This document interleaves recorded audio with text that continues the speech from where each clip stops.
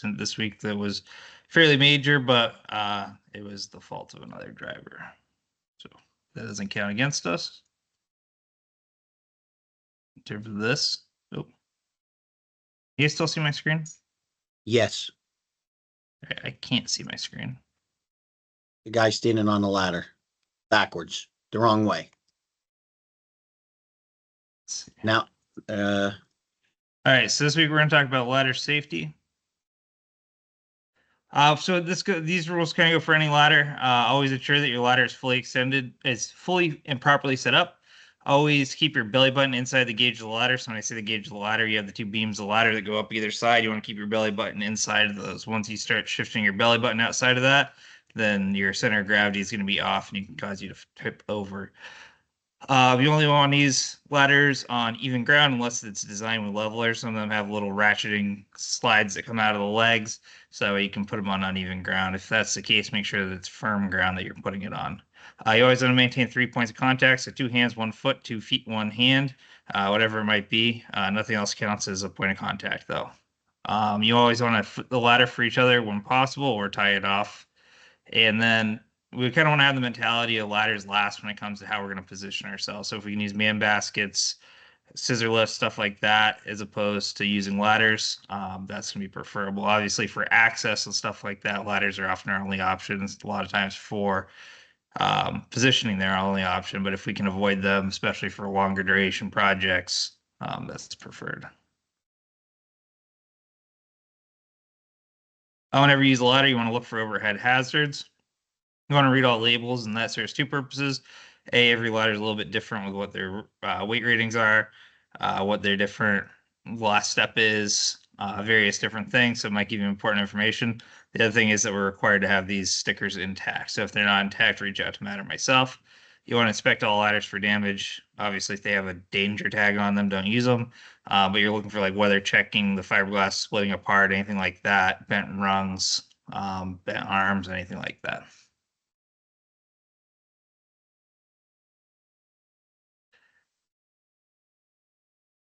All right, so you don't want to risk a fall.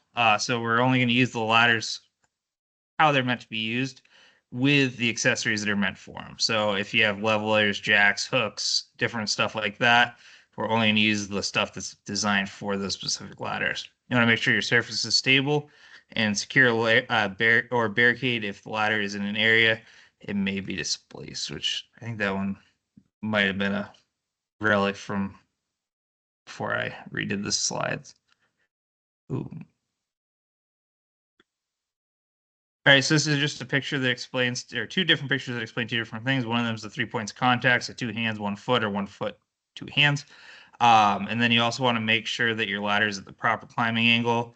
The way I always do this is if you climb up on the second or on the first rung, you put your hands straight out in front of you to grab a rung. You should be straight and you should be standing up straight. If that's the case, then your ladder is at the proper climbing angle.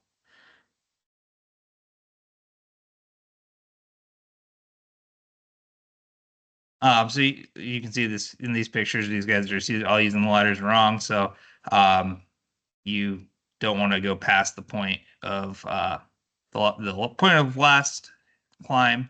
And then the other thing is when we see this a lot is people leaning step ladders up against stuff. Certain step ladders are designed for it, and they'll say it on there. So like little giant step ladders, those can be used and leaned up against things. Most ladders cannot be.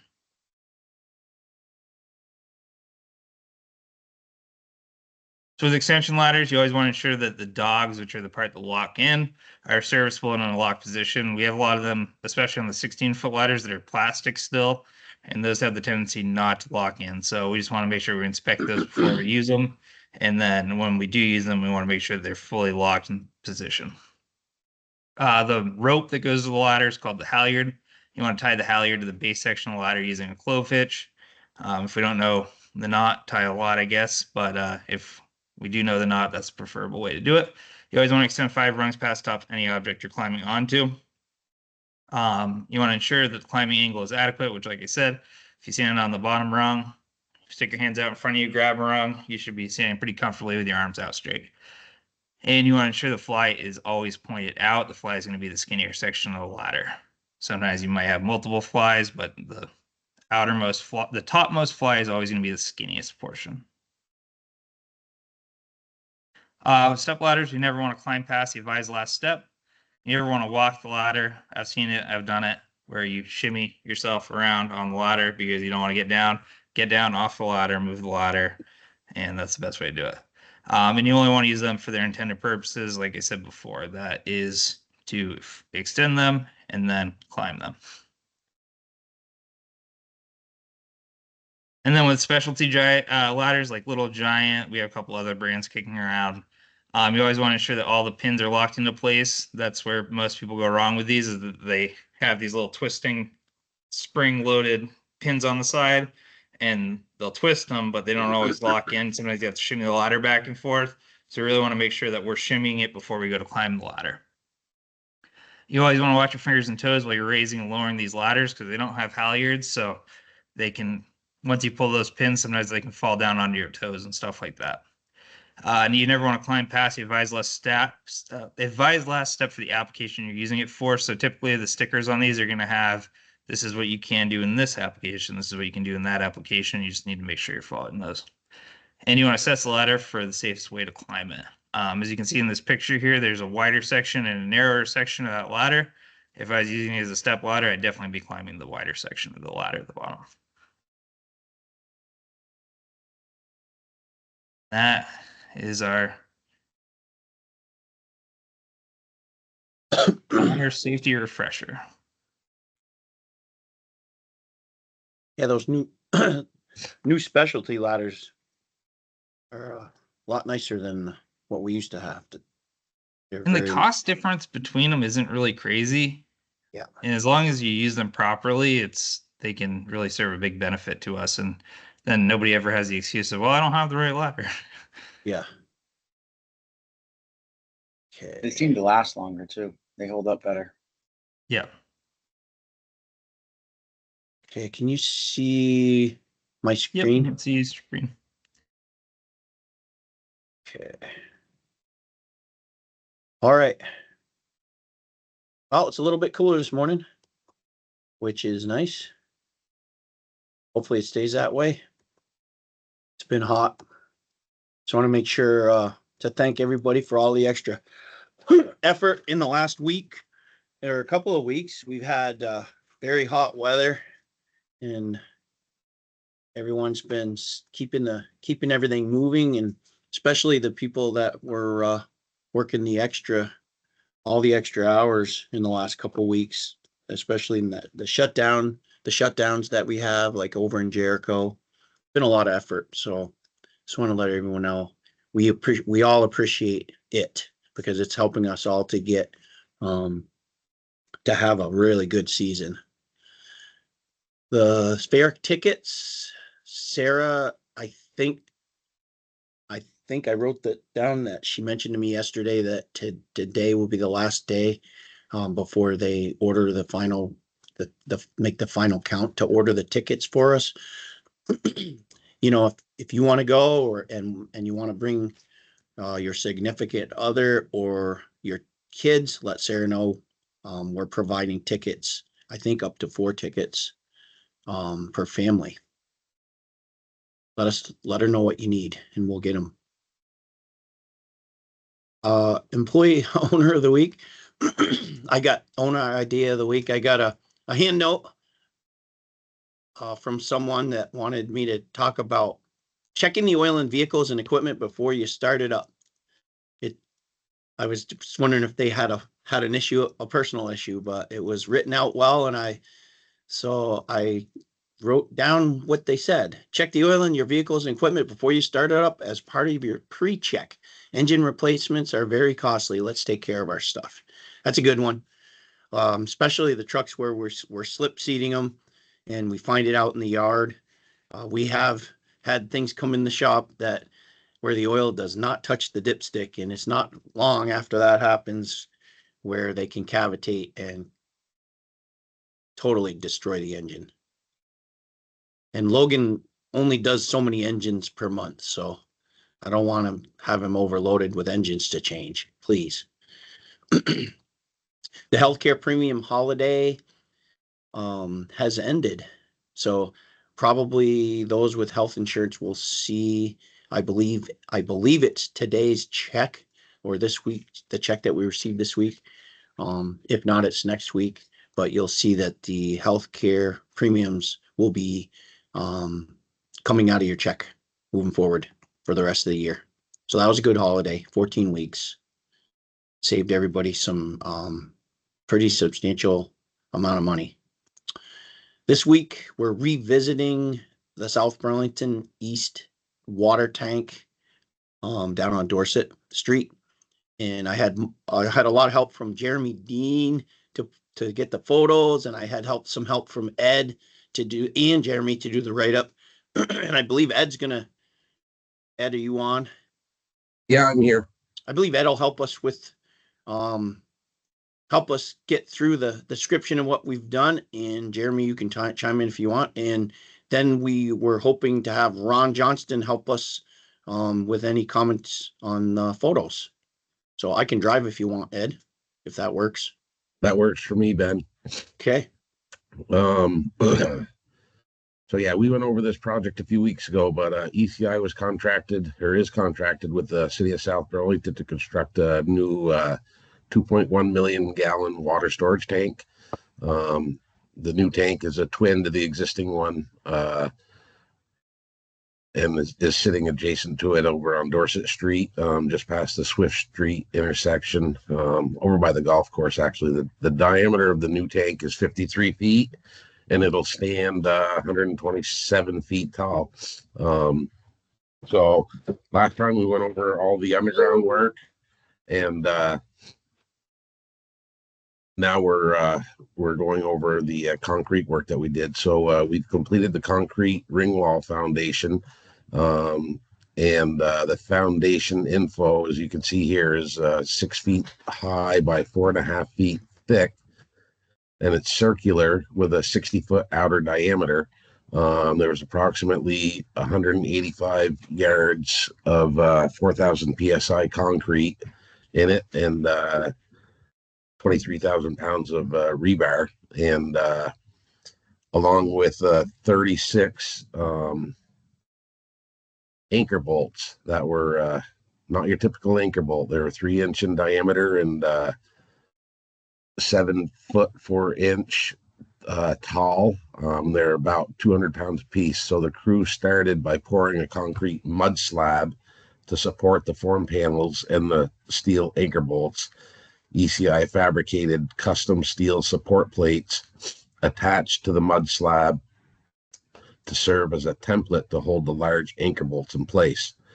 Standard form panels were used to form the inside of the foundation, and then the rebar was placed and tied into position. The outside forms were completed before installing the upper templates for the anchor bolts to within 1/8 of an inch tolerance. The concrete was poured on July 3rd and wet cured over the holiday weekend. The foundation was then stripped, backfilled, and ready for the tank to be installed on July 15th. ECI contracted with Fisher Tank Company out of Leesville, South Carolina, to construct the welded steel tank. And Fisher began construction on July 15th and will complete the tank this season.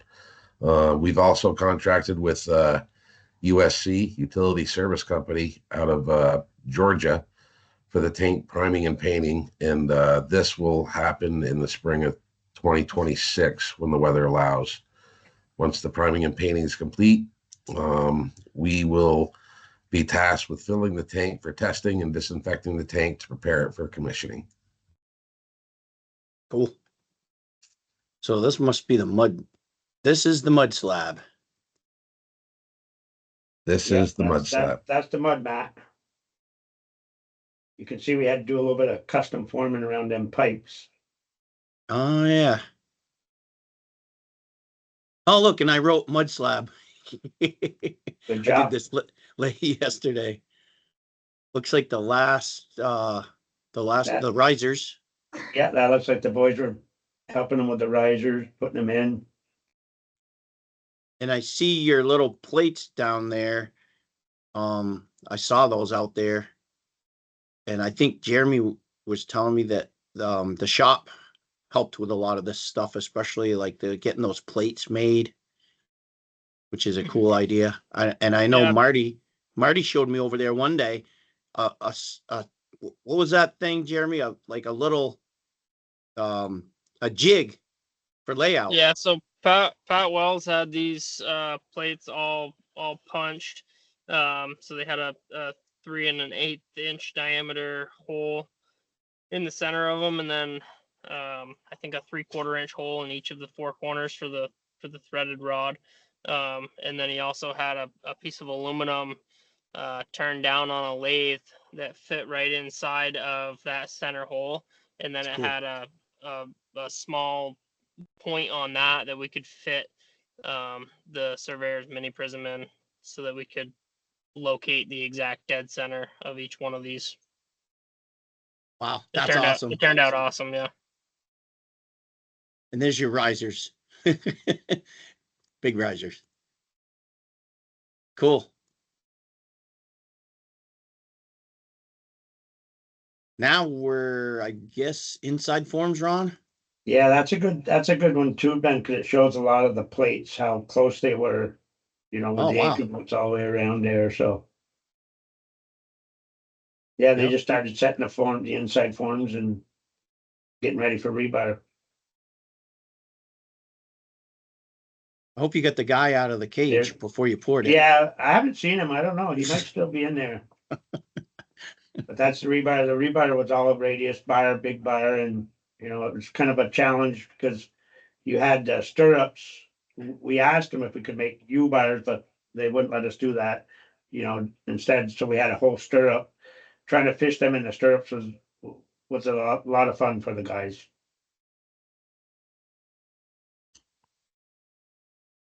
That's the rebar done. Looks like they're starting to close some of it.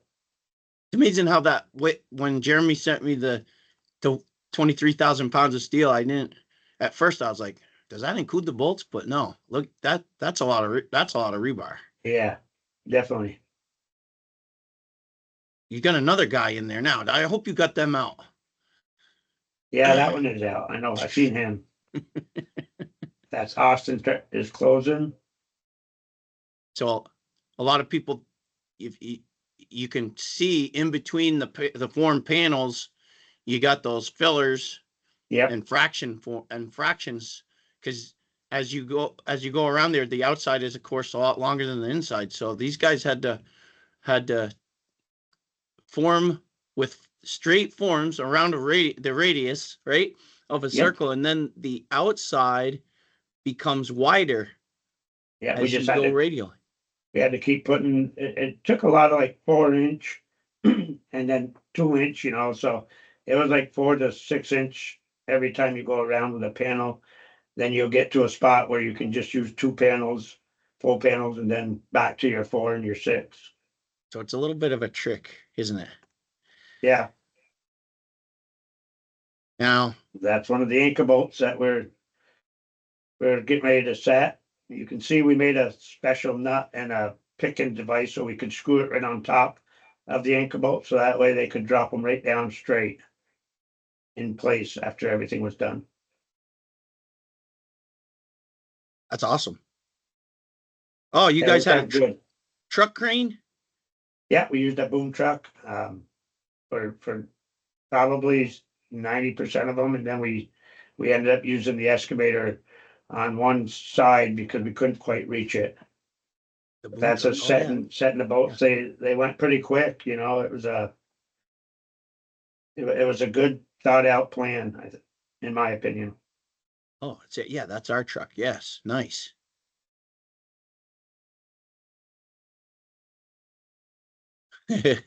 Boys are shooting them in and plumbing them up. Wow, that was. I hope I wrote that correctly, Jeremy. I said an 1/8 inch, but I think you wrote that. But that's pretty close for those bolts. Yeah, most of them were like a 16th, but That's pretty awesome. So the other tank, if you looked at the other existing tank, all the bolts are obviously not plumb. So you guys really worked hard to make sure that these bolts were locked in place.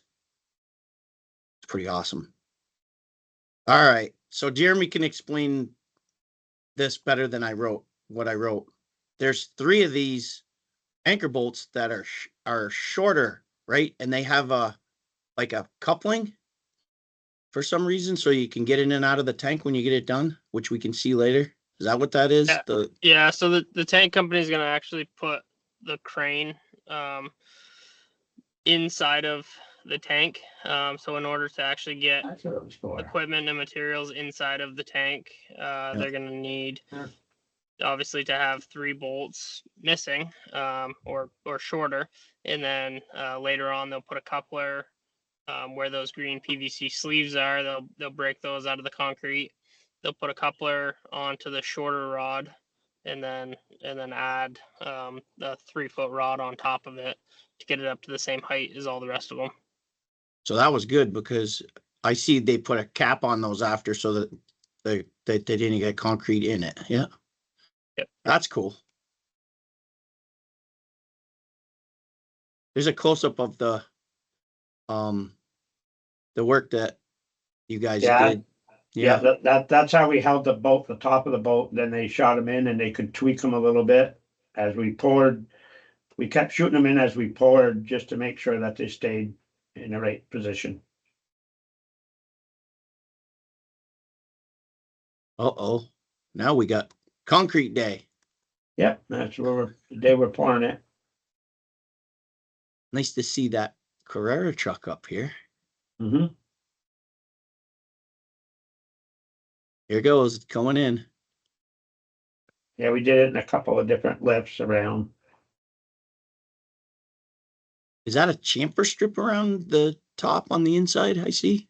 Yeah, we did. Yep. Yeah, we put chamfer Just- on it. It was easier for us to float. Yep. Because there was a really tight tolerance in the flatness of this thing on the inside from the bolt to the inside of the panel. It was like supposed to be like within like an 1/8 inch. So that's good. That really sets your elevation so that when you're finishing it. Who's that guy in the blue shirt? What the hell is he doing in there?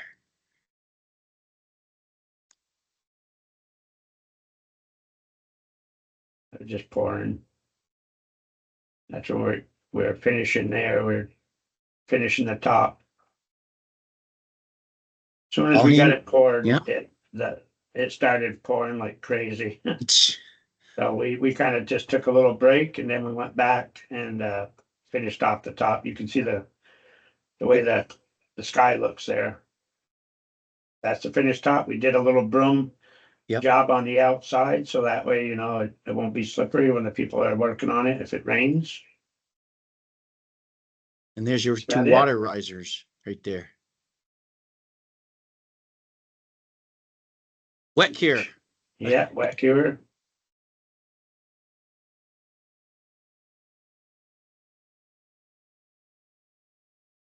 That's our finished product. I think, yeah, this is a nice picture. I think Jeremy took this one, but boy, it's kind of cool. Looks like you guys are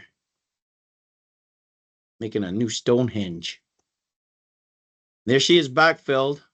And there, I think those are the 1, 2, 3. Those are those 3 missing bolts. Correct.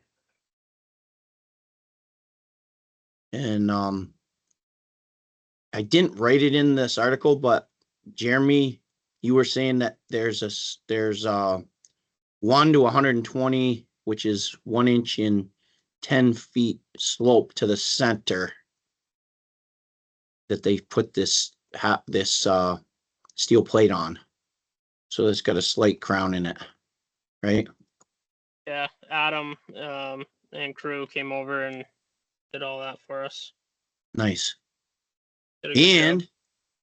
look what happened this week. You've got, that's a nice little crane that they've got. The steel guys have arrived and looks like it's fitting. A lot of welding.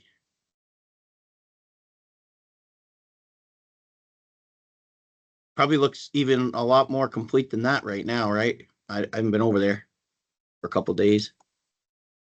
Yeah, the whole first ring is completely done. And I think Not completely welded out yet, but at least and tacked in. they graduate the thickness of the steel as you go up to the tank. I think I didn't write that in there either, but I could have. It's thicker steel at the bottom, and then by the time you get up to the top, it's like 3/8 or something at the top, and what 5. I can't remember what you said. 3/4 at the bottom, and then Wow. switches to 5/16 at the top. Are those plates already bent?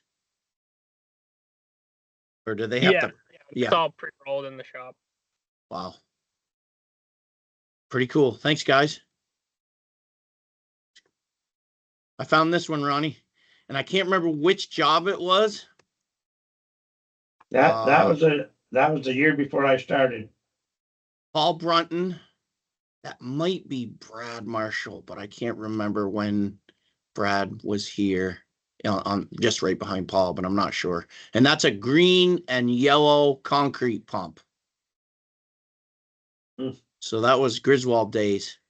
And that looks like pretty big bar. And there's probably a mat down below. Can't remember which one this was. This is probably one of those cell towers that we did. Maybe up on Bovat Road in Georgia, but I'm not sure. Pretty That was cool. all hand tied too. That was all hand tied. Yep.